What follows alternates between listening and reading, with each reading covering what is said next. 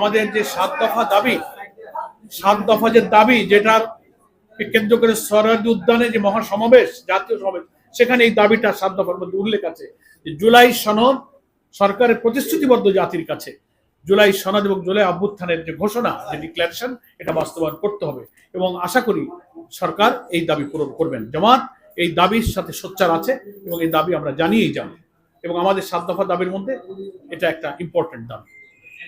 সেটা তো আমরা আশা করব না যে সরকার জাতির এই আকাঙ্ক্ষার সঙ্গে এই আচরণ করবেন। আমরা আশা করব যে জুলাই ঘোষণা এবং জুলাই সনদ অবিলম্বে সরকারের পক্ষ থেকে এই যে বার্ষিকী পালনের মধ্যেই আশা করি তারা এ ব্যাপারে একটি সিদ্ধান্ত গ্রহণ করবেন।